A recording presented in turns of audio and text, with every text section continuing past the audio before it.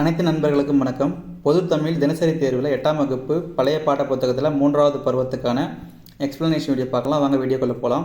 முதல் கேள்வி, உடுக்கை இழந்தவன் கை போல எனும் குரலில் இடம்பெறும் அணிவகை கேட்குறாங்க. இதில் போல அப்படின்ற உருபு நமக்கு வெளிப்படையாக வருது. இது நமக்கு ஒரு ஓம உருபு இல்லைங்களா? இந்த மாதிரி உருபு நமக்கு வெளிப்படையாக வந்துச்சு அப்படின்னா இது நமக்கு ஓமை அணின்னு சொல்லுவாங்க. இந்த உருபு நமக்கு மறைஞ்சி வந்துச்சு அப்படின்னா அது எடுத்துக்காட்டு ஓமை அணின்னு சொல்லுவாங்க. இந்த உறுப்பு வெளிப்படையாக வரும். ஆனால் நான் இந்த உலகத்திலே இல்லாத ஒரு பொருளை பற்றி பேசுவாங்க. அப்படி வந்துச்சுன்னா அது இல்பொருள் ஓமைன்னு சொல்லுவாங்க. எடுத்துக்காட்டு பார்த்தீங்கன்னா அதுக்கு பொன்மலை பொழிந்தது போலன்னு சொல்லுவாங்க. இதில் போலன்ற உறுப்பு நமக்கு தெரியுங்க. ஆனால் பொன்மலைன்றது உலகத்தில் இல்லாத ஒன்று. அப்படி வந்துச்சுன்னா அது நமக்கு இல்பொருள் ஓமையில் வரும். ஓகேவா? அடுத்த கேள்வி பார்க்கலாம். அடுத்த கேள்வியில், தாயை போல பிள்ளை நூலை போல சேலை எனும் பழமொழியின் பொருள் கேட்குறாங்க. இது நமக்கு உறவு முறையை பற்றி சொல்லக்கூடியது. ஓகேவா? நமக்கு டி தான் சரியான ஆன்சர். அடுத்த கேள்வி, பின்வரும் கூற்றுகளை சரிபார்க்குன்னு சொல்லி கொடுத்துருக்காங்க. அறுசுவை உண்டி அமர்ந்திலால் ஊட்ட, இந்த வரிகள் நமக்கு 4 அடியாரில் இடம்பெறக்கூடியது. இது கரெக்டு தாங்க. உப்பிலி புழுக்கள் சீவக சிந்தாமணின்னு கொடுத்துருக்காங்க. இதுவும் கரெக்டு தான். இரடிப்பொம்மல் பெருகுவீர், இது நமக்கு இது மலைப்படுகலாமல் இருக்குன்னு சொல்லியிருக்காங்க. இதுவும் கரெக்டு தான். ஓகேவா? இரடிப்பொம்மல் பெருகுவீர், இதில் நமக்கு உண்டி புழுக்கள் பொம்மல் இது எல்லாமே நமக்கு சோறு அப்படின்ற பொருளை குறிக்குங்க. சோறு அப்படின்ற பொருளை குறிக்கும். ஓகேவா? இதில் எப்படி ஞாபகம் வைக்கலான்னு பாருங்கள். லைனு, அறுசுவை உண்டி அமர்ந்தில்லால் ஊட்ட. அமர்ந்தில்லால், இல்லால்னால் நமக்கு வீட்டில் இருக்கக்கூடிய பெண்கள். அந்த பெண்கள் நமக்கு ஒரு குழந்தைங்களுக்கு சாப்பாடு கொடுக்குறாங்கன்னு வச்சுக்கோங்க. ஒரு 4 அடி தூரத்துலேருந்து சாப்பாடு கொடுக்க கூப்பிட்றாங்க அப்படின்னு ஞாபகம் வச்சுக்கினீங்கன்னாக்க 4 அடியார் உங்களுக்கு ஞாபகம் வச்சுக்க முடியும். ஓகேவா? உப்பிலி புழுக்கள் அப்படின்னா சீவகனுக்கு 8 மனைவிகள் இருந்தாங்க இல்லைங்களா? சீவக சிந்தாமணியில் அந்த 8 மனைவிகள் இருந்துமே அவங்களுக்கு உப்பில்லாத சாப்பாடு தான் கொடுக்குறாங்கன்ற மாதிரி ஞாபகம் வச்சுக்கோங்க. ஒரு எக்ஸாம்பிளுக்காக ஞாபகம் வச்சுக்கோங்க. அடுத்ததாக பார்த்திங்கன்னா இரடி பொம்மல். இரடி அப்படின்னா நமக்கு திணையை குறிக்கும். திணைனா நமக்கு மலையில் விளையக்கூடியது இல்லைங்களா? மலைப்பகுதியில். அப்போ நமக்கு இரடி பொம்மல் அப்படின்னா திணை நமக்கு திணைசோறு அப்படின்னா நமக்கு மலையில் வாழக்கூடியவங்க நமக்கு சாப்பிட்றாங்கன்னு ஞாபகம் வச்சுக்கோங்க. மலைப்படுகடம். ஓகேவா? இதுக்கான ஆன்சர் பார்த்தீங்கன்னா நமக்கு அனைத்து கூற்றும் சரி என்பது சரியான ஆன்சர். ஓகேவா? ஏ தான் கரெக்டான ஆன்சர். அடுத்த கேள்வி, தமிழில் தோன்றிய முதல் காப்பியமாகவும் குடிமக்கள் காப்பியமாகவும் விளங்குவதுன்னு கொடுத்துருக்காங்க. இதுக்கான ஆன்சர்னு பார்த்தீங்கன்னா நமக்கு சிலப்பதிகாரம். சி தான் சரியான ஆன்சர். ஓகேவா? தமிழில் தோன்றிய முதல் காப்பியமாகவும் குடிமக்கள் காப்பியமாகவும் விளங்குவது நமக்கு சிலப்பதிகாரம்.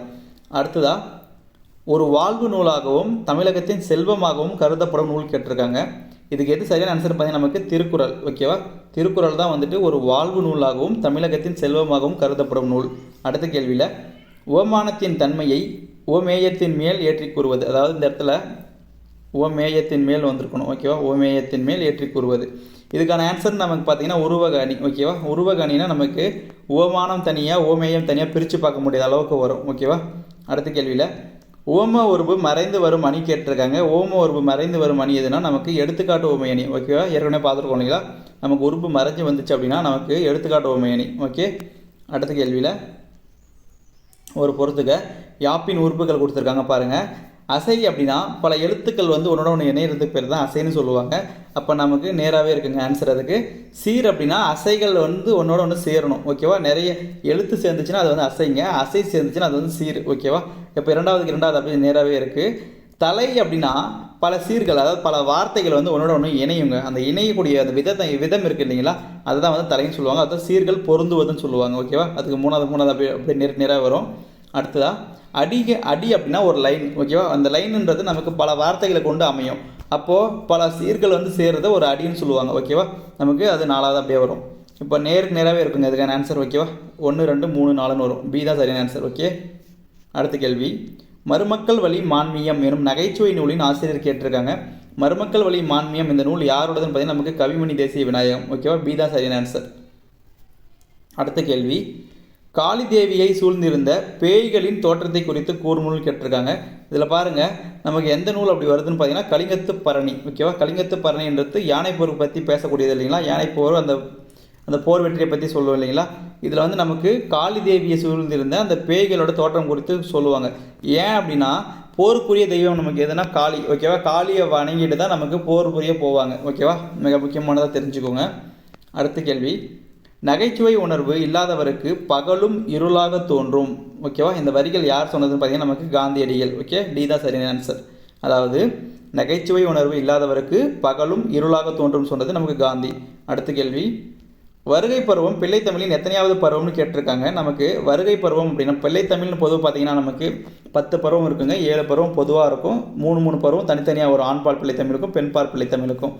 பொதுவான 7 பருவம்னு பார்த்தீங்கன்னா நமக்கு காப்பு, செங்கீரை, தாள் இது 3 ஒரு செட்டுங்க முதல்ல வரும். அதுக்கப்புறமா சப்பானி, முத்தம் இது 2 அடுத்த 2வது. அதுக்கப்புறமா வருகை, அம்புலி. வருகை அம்புலின்றது நமக்கு 6வதாக வரக்கூடியதுங்க. இதுக்கு 6வது என்பது சரியான ஆன்சர். ஓகேவா? இந்த 7 பருவம் நமக்கு பொதுவாக இருக்குங்க. ஆண்பார் பிள்ளை தமிழுக்கும் பெண்பார் பிள்ளை தமிழுக்கும். அதுக்கப்புறமா நமக்கு சிற்றில், சிறுபறை, சிறுத்தேர் இது 3ம் நமக்கு ஆண்பார் பிள்ளை தமிழுக்கு போயிடும். கலங்கு, அம்மானை, ஊசல் இது 3மே பெண்பார் பிள்ளை தமிழுக்கு வரும். ஓகேவா? அடுத்த கேள்வியிலே பாருங்கள். கலங்கு என்பது எப்பருவத்தை குறிக்கும்னு கேட்டிருக்காங்க. அதாவது பெண்பார் பிள்ளை தமிழில் வரக்கூடிய அந்த கலங்குன்ற பருவத்தை நம்ம எப்படி சொல்லலாம் அப்படின்னா நீராடல் பருவம்னு சொல்லலாம். ஓகேவா? நமக்கு பீல இருக்கு இல்லைங்களா, கலங்கு அப்படின்ற பருவத்தை நம்ம நீராடல் பருவம்னு சொல்ல முடியும். ஓகேவா? அடுத்த கேள்வி. திருவாரூர் மும்மணி கோவை நூலின் ஆசிரியர் கேட்டிருக்காங்க. இதுக்கான ஆன்சர் யாருன்னு பார்த்தீங்கன்னா நமக்கு குமரகுருபரர். ஓகேவா? குமரகுருபரர் கிபி 17ஆம் நூற்றாண்டில் வாழ்ந்தவர். இவர் வந்து பார்த்தீங்கன்னா திருவாரூர் மும்மணி கோவை எழுதியிருக்கிறாரு. அதே மாதிரி திருவாரூர் நான்மணி மாலைன்னு ஒரு நூல் எழுதியிருக்காரு. ரெண்டுமே இவர் எழுதினது தான். ஓகேவா? அடுத்த கேள்வி. வைத்தீஸ்வரன் கோவிலில் எழுந்தருளியுள்ள எந்த தெய்வத்தின் மீது குமரகுருபரர் பாடல் பாடினார்னு சொல்லி கேட்டிருக்காங்க. இதில் வைத்தீஸ்வரன் கோவில் அந்த கோவிலில் இருக்கக்கூடிய தெய்வத்தோட பேர் என்னன்னா முத்துக்குமாரசாமி. அதாவது முருகனோட இன்னொரு பேருங்க. ஓகேவா? முத்துக்குமாரசாமி. முத்துக்குமாரசாமி பிள்ளைத்தமிழ் அப்படின்னு சொல்லிட்டு ஒரு நூல் எழுதியிருப்பார் இல்லைங்களா நம்ம குமரகுருபரர். அதை பற்றி தான் கேட்குறாங்க. அவர் எந்த முத்துக்குமாரசாமின்றது நமக்கு வைத்தீஸ்வரன் கோவில் இருக்கக்கூடிய தெய்வம். அங்கே வந்து நமக்கு முருகனை எப்படி சொல்கிறாங்கன்னா முத்துக்குமாரசாமின்னு சொல்கிறாங்க. ஓகேவா? அடுத்த கேள்வி. தமிழ் விருந்து நூலின் ஆசிரியர் பேர் கேட்டிருக்காங்க. தமிழ் விருந்து அப்படின்றது நமக்கு யாரோட நூல்னு பார்த்தீங்கன்னா நமக்கு ராபி சேது பிள்ளை. சீதா சரியான ஆன்சர். ஓகேவா? தமிழ் விருந்து அப்படின்னா நமக்கு ராபி சேது பிள்ளை. அடுத்த கேள்வி. தமிழின் சிறப்பு நூலின் ஆசிரியர் பேர் கேட்டிருக்காங்க. தமிழின் சிறப்பு அப்படின்ற நூல் யாரோடதுன்னு பார்த்தீங்கன்னா நமக்கு கியாபே விஸ்வநாதம். அதாவது தமிழின் சிறப்பு அப்படின்னா கியாபே விஸ்வநாதம். தமிழ் விருந்துனா நமக்கு ராபி சேது பிள்ளை. தமிழின் சிறப்புன்னு கேட்டாங்கன்னா கியாபே விஸ்வநாதம். ஓகேவா? அடுத்த கேள்வி. சுவாமி வேதாசலம் எனும் தமது வடமொழி பெயரை தனித்தமிழில் மாற்றி கொண்டவர் கேட்டிருக்காங்க. இதில் யாரோட பேர் வந்து வேதாசலம் இருந்துச்சு அப்படின்னு பார்த்தீங்கன்னா நமக்கு மறைமலை அடிகள். ஓகேவா? மறைமலை அடிகளோட இயற்பெயர் தான் வந்து வேதாசலம்னு சொல்லுவாங்க. அவர் வந்து அது வேதம் அப்படின்னா மறைன்னு சொல்லுவாங்க. ஓகேவா? வேதம்னா மறை அப்படின்ற பொருள் வரும் தூய தமிழில். அதனால தான் அவர் வந்து வேதாசலம் அப்படின்றத மறைமலை அடிகள்னு மாற்றிக்கிட்டார். ஓகேவா? நமக்கு இதுக்கான ஆன்சர் வந்து சி தான் கரெக்ட். ஓகேவா?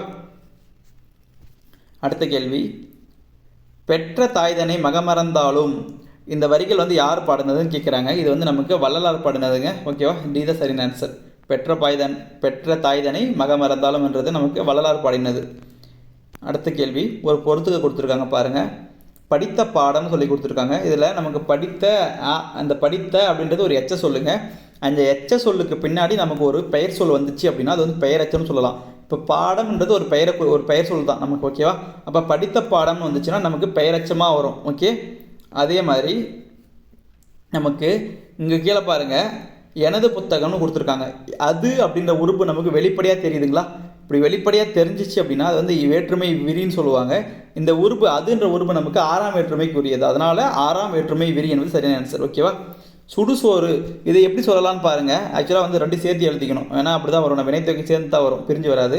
சுடுசோறு அப்படின்னா நமக்கு எப்படி முக்காலத்தையும் குறிக்கும். இப்போ பாருங்கள், சுட்ட சோறு, சுடுகின்ற சோறு, சுடும் சோறுன்னு சொல்லிட்டு முக்காலத்துக்கும் சொல்ல முடியும். அது வந்து நம்ம வினைத்தொகைன்னு சொல்லுவோம். ஓகேவா? அடுத்து என்ன கொடுத்துருக்காங்கன்னா கல்வி கேள்வின்னு கொடுத்துருக்காங்களா. இதில் வந்து பார்த்திங்கன்னா நமக்கு அப்படின்ற அந்த இடைச்சொல் வந்து மறைஞ்சு வரும். ஓகேவா? அப்படின்ற இடைச்சொல் வந்து மறைஞ்சு வரும். இதனால் வந்து நமக்கு உம்மை தொகைன்னு சொல்லலாம். எப்படி வரும்னா நமக்கு கல்வியும் கேள்வியும்னு வரும். உம்முன்றது மறைஞ்சு வருது. அப்போ நமக்கு உம்மை தொகை. மறைஞ்சு வந்துச்சுன்னா தொகைங்க, மறையாமல் வந்துச்சுன்னா அது வந்து தொகா நிலைன்னு சொல்லுவாங்க. ஓகேவா? இதுக்கான ஆன்சர் வந்து நமக்கு 4321 வரணும். ஓகே? 4321ன்றது நமக்கு பியில் இருக்குது. ஓகே? பி தான் சரியான ஆன்சர். அடுத்த கேள்வி. நிலைமொழியின் இறுதியில் இ, ஈ, ஐ ஆகிய உயிரெழுத்துக்கள் இருந்தால் வருமொழியில் தோன்றுவதுன்னு கேட்டிருக்காங்க. ஆக்சுவலாக வந்து நமக்கு ஒரு சொல் இருக்குது, 2 சொல் இருக்குங்க. அதில் வந்து நமக்கு முதல்ல வரக்கூடியது நிலைமொழின்னு சொல்லுவாங்க. அடுத்து வரக்கூடிய சொல்லை வந்து நமக்கு வருமொழின்னு சொல்லுவாங்க. இப்போ நிலைமொழியில் இருக்கக்கூடிய அந்த ஈற்று எழுத்தில் உயிரெழுத்து இருந்துச்சு அப்படின்னா உயிரெழுத்தில் இ, ஈ, ஐ இந்த 3 எழுத்து இருந்துச்சுன்னா நமக்கு அடுத்து வருமொழியில் என்ன தோன்றும் அப்படின்னு பார்த்தீங்கன்னா நமக்கு இ அப்படின்ற ஒரு ஒற்றை எழுத்து தோன்றும். இது தவிர வேறு ஏதாச்சும் உயிரெழுத்து இருந்துச்சு அப்படின்னா நமக்கு இவ் அப்படின்ற ஒரு ஒற்றெழுத்து தோன்றும். ஓகேவா? அதாவது இஇஐ இந்த மூணுத்துக்கும் வந்துச்சுன்னா நமக்கு இ அப்படின்ற ஒற்றெழுத்து தோன்றுங்க. இது தவிர வேறு ஏதாவது உயிரெழுத்து வந்துச்சுன்னா அது வந்து இவ்வுன்றது தோன்றும். ஏ அப்படின்ற உயிரெழுத்துக்கு நமக்கு இ இவ் இந்த ரெண்டுமே தோன்றும். ஓகேவா? ஏவுக்கு மட்டும் டபுள் ரெண்டுமே வரும். ஓகேவா? இதுக்கான ஆன்சர் நமக்கு பார்த்தீங்கன்னா இந்த கொஸ்டினுக்கான ஆன்சர் பார்த்தீங்கன்னா நமக்கு இ என்றும் ஒற்றெழுத்து தோன்றும். இதுதான் ஏ தான் சரியான ஆன்சர். ஓகேவா? இ எனும் ஒற்றெழுத்து தோன்றும். அடுத்த கேள்வி, 5ஆம் உலகத் தமிழ் மாநாட்டில் மாந்தன் தோற்றமும் தமிழர் மரபும் எனும் தலைப்பில் சொற்பொழிவாற்றியவன் கேட்டிருக்காங்க.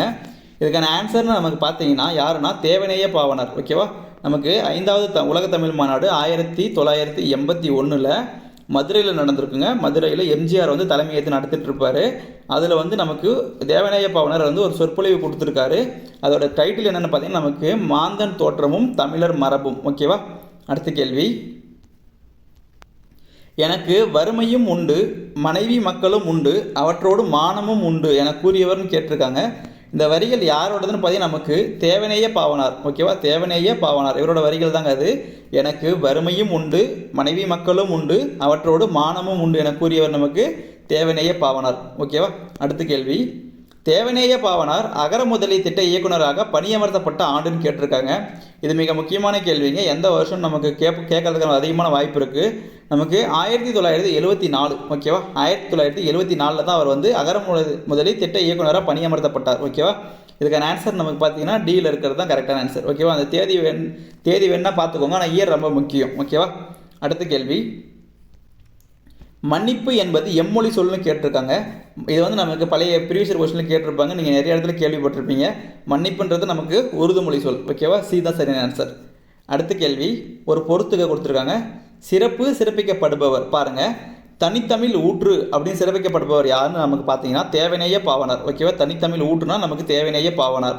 தனித்தமிழ் இயக்க தந்தை அப்படின்னு சிறப்பிக்கப்படுபவர் யாருன்னா நமக்கு மறைமலை அடிகள். ஓகேவா? தனித்தமிழ் இயக்க மறவர் இல்லை தனித்தமிழ் மறவர்னு சொல்லுவாங்க. அப்படி வர்றது யாருன்னா நமக்கு பெருஞ்சித்திரனார். ஓகேவா? இதுக்கு 4வது ஆப்ஷனாக வரும். அதே மாதிரி தனித்தமிழ் இயக்கம் அப்படின்ற ஒரு நூலை எழுதுனது யாருன்னா நமக்கு இரா இளங்குமரனார். ஓகேவா? நமக்கு ஆப்ஷன் எப்படி வருதுன்னு பாருங்கள், 2143 வருது. 2143 நமக்கு எதில் இருக்குன்னா ஏ ஆப்ஷனில் இருக்குது. ஏ தான் சரியான ஆன்சர். ஓகேவா? அடுத்த கேள்வி, 1966 பூங்கொடி எனும் காவியத்திற்காக தமிழக அரசு பரிசு பெற்றவர்னு கேட்டிருக்காங்க. இதில் பூங்கொடி அப்படின்ற ஒரு முக்கியமான நூலுங்க. இது யாரோடதுன்னு பார்த்தீங்கன்னா நமக்கு முடியரசனோடது. ஓகேவா? முடியரசனோடது தான் பூங்கொடி. இதை நமக்கு நிறைய டைமில் கேட்டிருப்பாங்க. இது வந்து நமக்கு தமிழக அரசோட பரிசு பெறுது எந்த வருஷம்னு நமக்கு 1966. ஓகேவா? அடுத்த கேள்வி, ஒரு பொறுத்துக்க கொடுத்துருக்காங்க பாருங்கள். கட்டுச்சோறு, கண்மலர், வளநூல், முட்செடி ஏதாவது நமக்கு புணர்ச்சியில் வந்திருக்குங்க. புணர்ச்சியோட டைப் கேட்டிருக்காங்க. இப்போ பாருங்கள், கட்டுச்சோறு இது எப்படி இருந்திருக்கும், நமக்கு கட்டு சோறும் தனித்தனியாக இருந்திருக்கும். இச்சுன்ற ஒரு ஒற்று வந்து தோன்றிருக்கு இல்லையா, அதனால் வந்து இது நமக்கு தோன்றல் விகாரம். ஓகேவா? அடுத்ததாக கண்மலர், இது எப்படி இருந்திருக்கும், கண் மலர் அப்படியே தான் இருந்திருக்கும். இப்போ நார்மலாகவே வருதா, இப்போ நார்மலாகவே வந்துச்சுன்னா அது வந்து நமக்கு இயல்பு விகாரம். ஓகேவா? அடுத்ததாக வளநூல், இது எப்படி இருந்திருக்கும், வளம் கூட்டல் நூல், இம்மு இருந்திருக்கும், இம்மு இதில் காணாமல் போயிடுச்சு, அப்போ கெடுதல் விகாரம். ஓகேவா? அடுத்து முட்செடி, இது எப்படி இருந்திருக்கும், முள் குடல் செடின்னு இருந்திருக்கும். அந்த இல்லுன்றது இட்டா மாறுது, அப்போ திரியுது, வேறு மாதிரி மாறுறது நமக்கு திரிதல். ஓகேவா? ஆப்ஷன் எப்படி வரும் பாருங்கள், 3241 வரும். 3241 நமக்கு ஏ ஆப்ஷனில் இருக்குது. ஏ தான் சரியான ஆன்சர். ஓகேவா? அடுத்த கேள்வி, அன்புடைமை, ஆன்ற குடிப்பிறத்தல் இரண்டும் யாருடைய இயல்புன்னு கேட்டிருக்காங்க. இது இரண்டுமே யாருடைய இயல்புன்னு பார்த்தீங்கன்னா நமக்கு பண்பாளரின் இயல்பு. ஓகேவா? அன்புடைமை, ஆண்ட குடிப்பிறத்தல் இரண்டுமே நமக்கு பண்பாளரோட இயல்பு. ஓகேவா? அடுத்த கேள்வி, காரிக்கோள் என அழைக்கப்படுவதுன்னு கேட்டிருக்காங்க. காரிக்கோள்னு சொல்லிட்டு நம்ம எந்த கோளை அழைக்கிறோம்னு பார்த்தீங்கன்னா நமக்கு சனிக்கோள். ஓகேவா? சனிக்கோளை தான் நமக்கு காரிக்கோள்னு சொல்லி அழைக்கிறோம். ஓகேவா? மொத்தமாக 30 கேள்வி டிஸ்கஸ் பண்ணியிருக்கோங்க. உங்களுக்கு ஹெல்ப்ஃபுல்லாக இருந்திருக்கும்னு நினைக்கிறேன். வீடியோ பிடிச்சிருந்தா ஒரு லைக் பண்ணிக்கோங்க. படிக்கிறவங்களுக்கு தெரிஞ்ச பசங்களுக்கு எல்லாமே ஷேர் பண்ணுங்கள். எல்லாருக்கும் உபயோகமாக இருக்கும். ஓகேவா? நன்றிங்க. வீடியோ முடிச்சுக்கலாம். அடுத்த வீடியோ பதிவில் நம்ம 8ஆம் வகுப்பு முதல் பருவத்துக்கான எக்ஸ்ப்ளனேஷன் பார்க்கலாம். ஓகேவா? தேங்க்யூ.